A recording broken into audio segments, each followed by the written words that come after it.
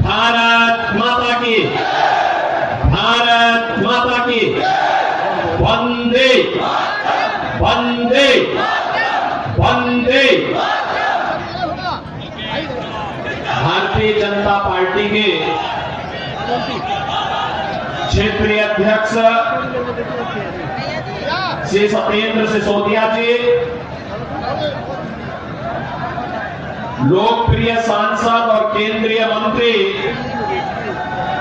Doctor Sanjeev Balyan जी,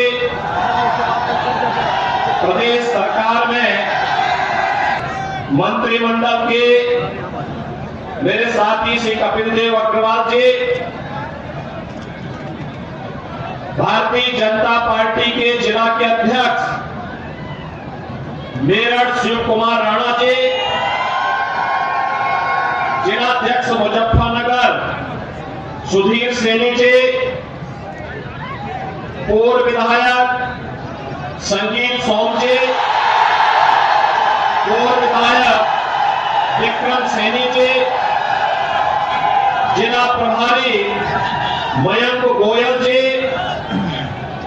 इंद्रपाल प्रजापति जी, सुखविंदर सोम जी, नीरज शर्मा जी, गौरव चौधरी जी, यशवीर चौधरी जी, हरपाल सैनी जी, चंद्रवीर चौधरी जी,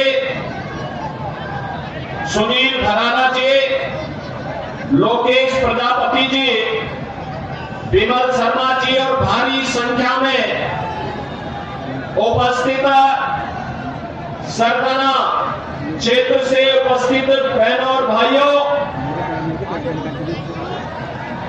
वीरों की इस भूमि को अन्नदाता किसानों के परिश्रम और पुरुषार्थ से सोना उगलने वाली इस भूमि को, बहनों और भाइयों, मैं अभी जम्मू कश्मीर के उधमपुर से आया हूं। आप अनुमान करिए, जैसी सभा यहां पर हो रही है, इतनी ही निश्चिंतता में वहां पर भी मैंने सभा की है। क्या 10 वर्ष पहले जम्मू कश्मीर में इस प्रकार की सभा संभव थी क्या? नहीं थी ना। लेकिन आज जम्मू कश्मीर में शानदार सभा हो रही है। लोग लोकतंत्र की मुख्य धारा के साथ जुड़ रहे हैं। जम्मू कश्मीर में भी वैसे विकास के कार्य हो रहे हैं जैसे आपके मेरठ में हो रहे हैं, उत्तर प्रदेश के अंदर हो रहे हैं, दिल्ली में हो रहे हैं। ऐसे ही विकास के कार्य वहां पर भी युद्ध स्तर पर आगे बढ़ रहे हैं। बहनों और भाइयों, यह जो परिवर्तन हम सबको देखने को मिल रहा है, तभी भारतीय जनसंघ के संस्थापक श्यामा प्रसाद मुखर्जी ने नारा दिया था कि एक देश में 2 प्रधान, 2 विधान और 2 निशान नहीं चलेंगे, नहीं चलेंगे। श्यामा प्रसाद मुखर्जी शहीद हुए थे इस दोहरी व्यवस्था के खिलाफ, और 70 वर्षों तक कांग्रेस और उसके सहयोगी दलों ने इस व्यवस्था को दमन कर, इस व्यवस्था को बनाए रखा। आतंकवाद पनपता रहा, देश को डंक मारता रहा, निर्दोष लोग मरते रहे, देश का विकास बाधित होता रहा। लेकिन बहनों और भाइयों, 70 वर्ष के बाद भारत माता के महान सपूत श्री नरेंद्र मोदी जी जैसा यशस्वी व्यक्तित्व देश के पास आया, जिन्होंने कश्मीर के इस दंश को समाप्त करते हुए धारा 370 समाप्त किया। और जो भाजपा के कार्यकर्ता दशकों से नारा लगाते थे, जहां हुए बलिदान मुखर्जी, वह कश्मीर हमारा है। बहनों और भाइयों, आज उस कश्मीर को भारत का अभिन्न हिस्सा बना करके मोदी जी ने साबित कर दिया है कि हमारे लिए राष्ट्र धर्म ही सर्वोपरि है। बहनों और भाइयों, यही स्थिति आज 140 करोड़ का भारतीय दुनिया के अंदर जहां कहीं जाता है तो 140 करोड़ भारतीयों को वहां सम्मान मिलता है। लोगों के मन में भारत के प्रति सम्मान का भाव पैदा हुआ है। ये भी मोदी जी के कारण। बहनों और भाइयों, सीमाएं सुरक्षित हुई हैं। आज आप देखते होंगे अगर कहीं कोई सिलेंडर किसी दुर्घटना से फट जाए ना तो पाकिस्तान सफाई देता है कि नहीं हमारा कोई हाथ नहीं है इसमें, क्योंकि उसे मालूम है कि कहीं ऐसा न हो कि कहीं किसी आतंकी गतिविधियों में लिप्त पाकिस्तान परस्त तत्व का हाथ हो और फिर एयर स्ट्राइक में देने के लेने पड़ जाए पाकिस्तान को। और भाइयों, ये सारे पराक्रम भारत का जो देखने को मिल रहा है, ये मोदी जी के नेतृत्व में भारतीय जनता पार्टी सरकार के कारण। देश के अंदर इंफ्रास्ट्रक्चर का जो कार्य हुआ, highway, railway, metro, expressway, IIT, IIM, medical college और मेरठ को तो कहना ही क्या। 12 लेन का एक्सप्रेसवे के साथ मेरठ दिल्ली के साथ सीधे जुड़ चुका है। मेरठ के लोग अब दिल्ली में नहीं रहना चाहते, बल्कि दिल्ली के लोग अपने लिए रहने के लिए मेरठ में आवास बनाना चाहते हैं, सरदाना में और मुजफ्फरनगर में रहना चाहते हैं। क्योंकि जो दूरी पहले 5 घंटे में तय होती थी, अब उस दूरी को मात्र 45 मिनट से 1 घंटे में तय कर देते हैं। रैपिड रेल 32,000 करोड़ रुपए की राशि केंद्र और राज्य सरकार लगा करके रैपिड रेल की सुविधा के साथ मेरठ को जोड़ चुकी है। और बहनों और भाइयों, उत्तर प्रदेश का पहला स्पोर्ट्स यूनिवर्सिटी मेजर ध्यानचंद जी के नाम पर इसी विधानसभा क्षेत्र में, मुजफ्फरनगर लोकसभा क्षेत्र में बन रही है। 700 करोड़ रुपए की लागत से बन रहा विश्वविद्यालय। जो भी उसका मानक होगा वो इंटरनेशनल स्टैंडर्ड का होगा, कोई समझौता नहीं होगा। और वर्ल्ड क्लास यूनिवर्सिटी आपको हम लोग यहां प्रदान करने जा रहे हैं। मेरठ में 1 डिस्ट्रिक्ट 1 प्रोडक्ट में स्पोर्ट्स आइटम को हम लोगों ने प्रमोट किया है। आज मेरठ की आइटम खेल की सामग्री दुनिया के अंदर बिक रही है। बहनों और भाइयों, मैं आप सबसे ये कहने के लिए आया हूं, एक तरफ विकास और दूसरी तरफ लोक कल्याण और गरीब कल्याण के कार्य। हर घर नल की योजना हो, हर घर बिजली का कार्य हो। एक तरफ भारत 4 वर्ष से 80 करोड़ लोगों को फ्री में राशन की सौगात दे रहा है और दूसरी तरफ भिखमंगा पाकिस्तान कटोरा लेकर के दुनिया के अंदर भीख मांगता हुआ दिखाई दे रहा है। ये परिवर्तन है। अच्छा नेतृत्व आता है, देश को बुलंदियों की ऊंचाई तक पहुंचाता है। गलत लोग चुने जाते हैं, पाकिस्तान जैसी दरिद्रता आ जाती है। और पाकिस्तान में जो दरिद्रता है ये वहां के नेताओं के कर्मों के कारण है, और भारत में जो संपन्नता है यहां के यशस्वी नेतृत्व के कारण। मैं बहनों और भाइयों, आप सबसे यही कहने के लिए आया हूं, यही कहने के लिए मैं आपके पास आया हूं। ये जो परिवर्तन आपको देखने को मिल रहा है मेरठ में, पश्चिमी उत्तर प्रदेश में जो लोग गुमराह करने का कार्य कर रहे हैं, ये वही लोग हैं जिन्होंने संगीत सोम और संजीव बालियान को जेल के अंदर डाल करके यहां की जनता को कर्फ्यू में झोंकने का काम किया। और मैं आपसे ये कहने के लिए आया हूं, ये चुनाव हमारा व्यक्तिगत रूप से किसी व्यक्ति के साथ मतभेद हो सकता है, लेकिन विचारधारा राष्ट्र धर्म हमारे लिए सर्वोपरि है और इसके साथ कोई समझौता नहीं हो सकता है। जहां पे राष्ट्र धर्म को चुनने की आवश्यकता पड़ेगी, हम सब कुछ छोड़ करके राष्ट्र धर्म को चुनेंगे और राष्ट्र धर्म के लिए अपने आप को बलिदान कर देंगे, इसमें किसी भी प्रकार का कोई संकोच नहीं होना चाहिए। और इसीलिए मैं आपका आह्वान करने के लिए आया हूं, हमें वह सरकार चाहिए सही कर ले जो कांवड़ यात्रा चला सके। कर्फ्यू लगाने वाली सरकार नहीं चाहिए, कर्फ्यू लगाने वाले लोग नहीं चाहिए। बढ़िया। हम लोग इस बात को ध्यान में दें, जो लोग कर्फ्यू के पक्षधर हैं, दंगा पॉलिसी जिनकी इस पूरे क्षेत्र में यहाँ के निर्दोष नागरिकों पर झूठे मुकदमे दर्ज करके यहाँ के नौजवानों के जीवन को जिन लोगों ने निकालने का काम किया था, उन लोगों को कभी माफ करने की आवश्यकता नहीं। जो लोग आए होंगे तमाम प्रकार की बातें कहने के लिए आए होंगे। बहनों और भाइयों, मैं आपसे एक बात और कहना चाहता हूं, आपने महाराणा प्रताप का जीवन देखा होगा।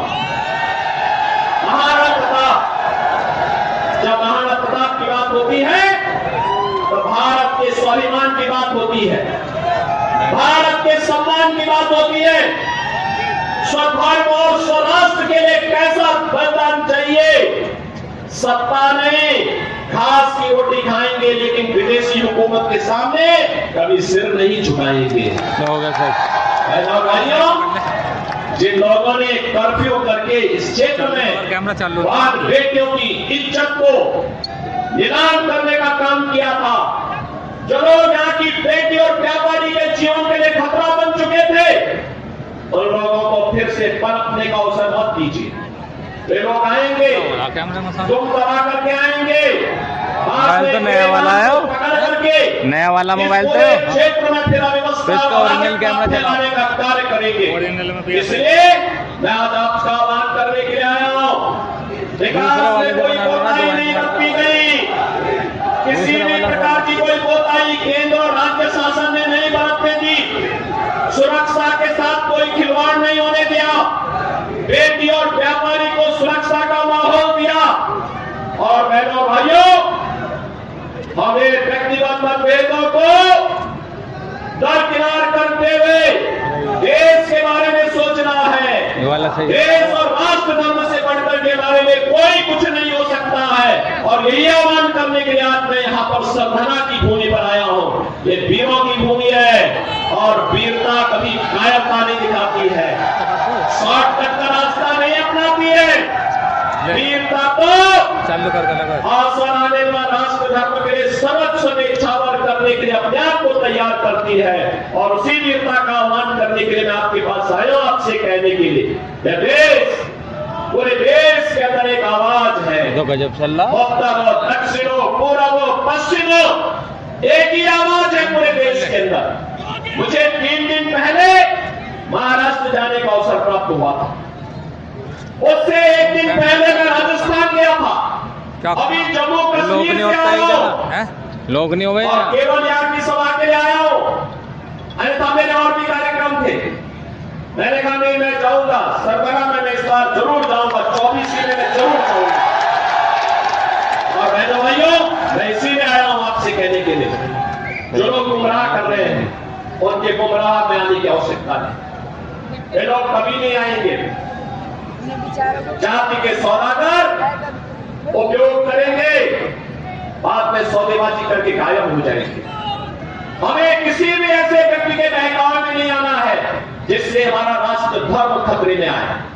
याद रखना, इस देश के राष्ट्र धर्म को हमेशा खतरा जब भी आया है, इन्हीं लोगों के कारण आया है जिन्होंने जातीयता के आधार पर समाज के सामाजिक ताने बाने को छिन्न-भिन्न किया है, हमेशा छिन्न-भिन्न किया है।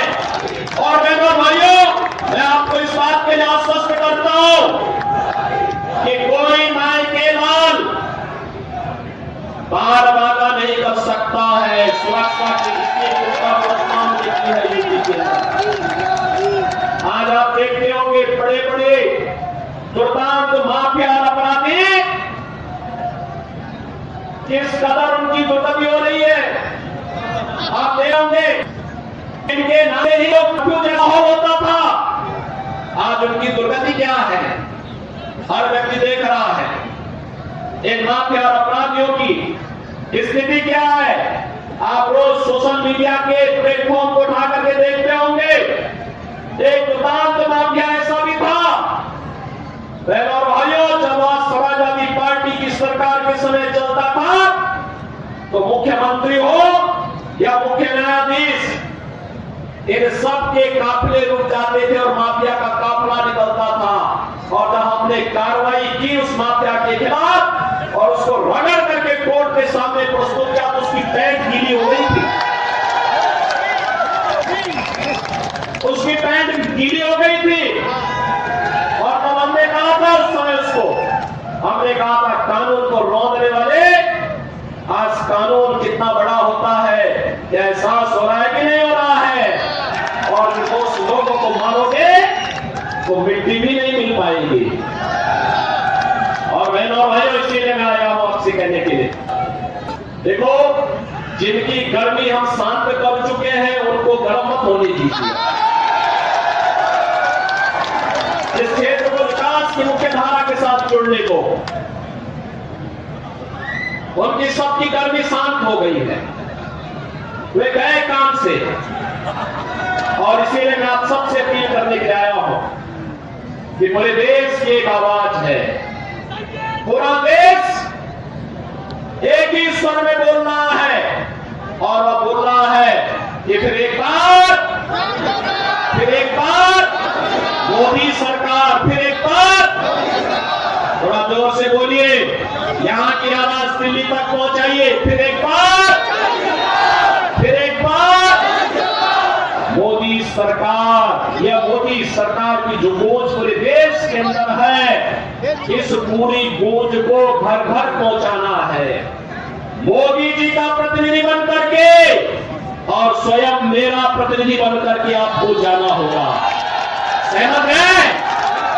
सहमत है? हमें कमल चुनाव चिन्ह देखना है, हमें कमल चुनाव चिन्ह देखना है। आप सहमत हैं? सभी लोग सहमत हैं? बहनों और भाइयों, सरधना विगत चुनाव में संजीव बालियान जितने वोट से जीते थे उसके दुगने वोट से जिताने की जिम्मेदारी सरधना को मैं दे रहा हूं। और बहनों और भाइयों, आप जिताएंगे तो मैं दोबारा फिर आऊंगा, यहां पर आऊंगा, दोबारा आकर के आपके साथ बैठूंगा और बैठ करके फिर आपसे चर्चा करूंगा।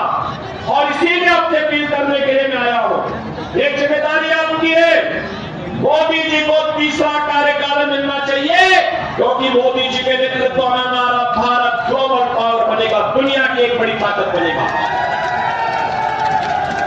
ग्लोबल पावर बनने के लिए विकसित भारत चाहिए, और विकसित भारत के लिए विकसित उत्तर प्रदेश चाहिए, और विकसित उत्तर प्रदेश के लिए विकसित मुजफ्फरनगर और विकसित मेरठ भी चाहिए। सहमत है ना? और विकसित मेरठ